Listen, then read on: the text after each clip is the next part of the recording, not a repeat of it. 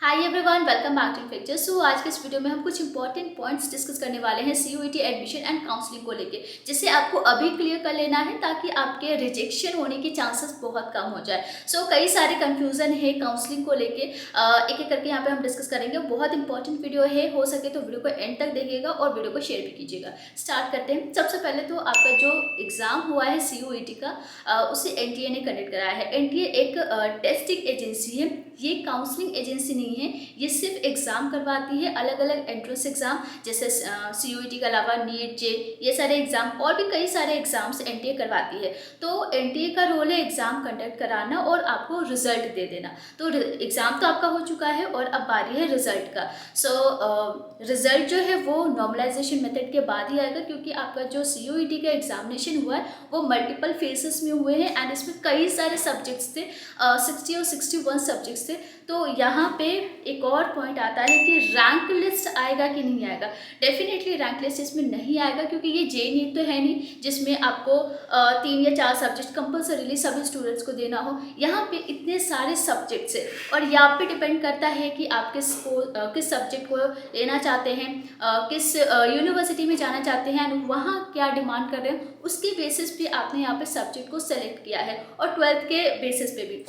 इतने सारे सब्जेक्ट्स होने के कारण कई सारे कॉम्बिनेशंस बने हैं एंड यहाँ पे रैंक लिस्ट निकालना पॉसिबल नहीं है। जो रिजल्ट आएगा वो नॉर्मलाइजेशन मेथड के बाद इसलिए आएगा क्योंकि मल्टीपल फेजेस में एग्जाम्स हुए हैं। इसमें हो सकता है कोई ऐसा फेस हो जिसमें डिफ़िकल्ट पेपर आया हो, कोई ऐसा फेस हो जिसमें बहुत इजी एग्ज़ाम गया हो। तो उन सभी को बैलेंस आउट करने के लिए यहाँ पे नॉर्मलाइजेशन मेथड को अपनाया जाएगा और नॉर्मलाइजेशन के बाद फाइनल जो आपका रिजल्ट आएगा वो परसेंटाइज के बेसिस पे आएगा। मतलब जैसा आपका मार्कशीट आता है उस तरीके से आएगा। यहाँ पे आपका एक स्कोर कार्ड होगा जिसमें आपके सारे सब्जेक्ट्स मेंशन होंगे और उस पर्टिकुलर सब्जेक्ट में कितना आपने स्कोर किया है वो मेंशन होगा। एंड हाँ, ये भी हो सकता है कि एनटीए का एक मिनिमम क्वालिफाइंग मार्क्स हो या परसेंटाइल हो, वो भी वहाँ पे मेंशन हो सकता है, जिससे ये आपको पता चलेगा कि आपने सीयूईटी क्वालिफाई किया है या आप फेल हुए हैं। तो सिर्फ इतनी सी चीज़ें हैं जो आपको सीयूईटी स्कोर कार्ड में मेंशन की जाएगी एंड यहाँ पे कोई रैंक लिस्ट नहीं आएगा। रिजल्ट आने के बाद आपके पास एक स्कोर कार्ड होगा, जैसे 12th का मार्कशीट होता है, 10th का मार्कशीट होता है, उसी तरीके से यहाँ पे आपके पास सीयूईटी का मार्कशीट होगा या सीयूईटी का स्कोर कार्ड होगा। अब आपको क्या करना है, इस सीयूईटी स्कोर कार्ड के बेसिस पे एडमिशन लेने हैं अलग अलग यूनिवर्सिटीज़ में। आपने जब सीयूईटी का फॉर्म फिल किया था तो उस टाइम आपने कुछ यूनिवर्सिटीज़ सेलेक्ट किए थे, राइट। अब यहाँ पे क्या है, जिस यूनिवर्सिटी को आपने सेलेक्ट किया है उन्हीं यूनिवर्सिटीज़ में आप काउंसलिंग करा सकते हैं, एडमिशन ले सकते हैं। एंड यहाँ पे काउंसलिंग के बारे में आगे हम डिस्कस करेंगे। काउंसलिंग भी डिफरेंट टाइप से होती है। अब यहाँ पे आपके पास स्कोर कार्ड है। इसके बाद की अगर हम बात करें तो आपको जिस यूनिवर्सिटी में जाना है, जिस यूनिवर्सिटी के लिए आपने सीयूईटी फॉर्म में फिल किया था, उसके लिए रजिस्ट्रेशन करना होता है। कुछ यूनिवर्सिटी पहले ही रजिस्ट्रेशन करा चुकी है और कुछ अभी करवा रही है। जैसे दिल्ली यूनिवर्सिटी CSAS पोर्टल के थ्रू आपको रजिस्ट्रेशन कराएगी एंड देन काउंसलिंग कराएगी। तो उसका ओपन हो चुका है पोर्टल, उसके लिए आप फॉर्म फिल कर सकते हैं। जेमा का पहले ही रजिस्ट्रेशन हो चुका है, मैंने आपको अपडेट भी किया था जब री ओपन हुआ था और आपके पास जब लास्ट चांस था। जिन लोगों ने भी JMI का फॉर्म फिल किया है वो अब दोबारा नहीं फिल करेंगे, क्योंकि दोबारा रजिस्ट्रेशन नहीं होगा।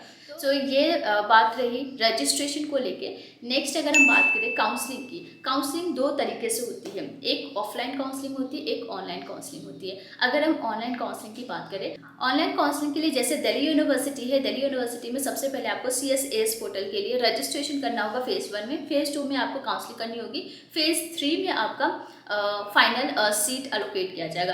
तो ये 3 फेसेस है और ये दिल्ली यूनिवर्सिटी में ऑनलाइन काउंसलिंग होगी। जहाँ पे भी ऑनलाइन काउंसलिंग होगी वहाँ पे काफ़ी टाइम लगता है एडमिशन के लिए। मोर देन 1 मंथ भी लग सकता है, मोर देन 2 मंथ्स भी लग सकते हैं। अब ऑफलाइन काउंसलिंग की बात करें तो ऑफलाइन काउंसलिंग वहाँ होता है जहाँ पे सिर्फ एक मेरिट लिस्ट आती है। जैसे JMI, जामिया मिल्लिया इस्लामिया में यहाँ पे आपका एक मेरिट लिस्ट आएगा। जिन लोगों ने भी सीयूईटी में JMI मेंशन किया है और JMI का सेपरेट फॉर्म फिल किया है, उन्हीं स्टूडेंट्स के लिए यहाँ पे मेरिट लिस्ट आएगा और आपको सेपरेट सीयूईटी का मार्क्स वहाँ पे मेंशन नहीं करना है।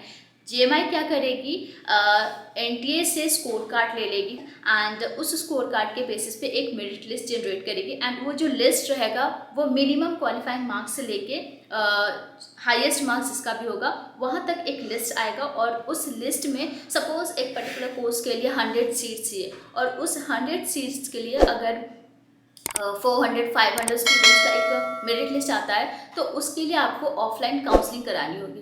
तो ऑफलाइन काउंसलिंग पर्टिकुलर कॉलेज में जाके यूनिवर्सिटी में जाके काउंसलिंग करानी होती है। उसके लिए कुछ ही टाइम ड्यूरेशन होता है और उन्हीं टाइम ड्यूरेशन में ही सारा प्रोसेस कंप्लीट हो जाता है एडमिशन के लिए। सो इस तरीके से ऑफलाइन काउंसलिंग होती है। काउंसलिंग हर यूनिवर्सिटी की होती है, कहीं पे ऑनलाइन होती है, कहीं पे ऑफलाइन होती है। सो जेएमआई का कट ऑफ क्या जाएगा या पर्टिकुलर जहाँ पे भी मेरिट लिस्ट आएगा उस पर्टिकुलर यूनिवर्सिटी का कट ऑफ कितना जा रहा है ये आपको चेक करना पड़ेगा कि पिछले साल कैसे आपका पैटर्न जा रहा है वो उसके बेसिस पे भी आप देख पाओगे। ठीक है, आई होप आपको एडमिशन एंड काउंसलिंग को रिलेटेड कुछ क्लैरिटी मिली हो यहाँ से। एंड और भी इन्फॉर्मेशन के लिए आप चैनल को सब्सक्राइब करके नोटिफिकेशन ऑन कर लीजिएगा और अगर आपको नोटिफिकेशन नहीं मिलता तो उसके लिए आप वीडियो को लाइक भी कर सकते हैं ताकि सारे ही वीडियोस की नोटिफिकेशन आपको टाइम पे मिलती रहे। सो आज के लिए बस इतना ही, मिलते हैं नेक्स्ट वीडियो में। Thank you so much and take care.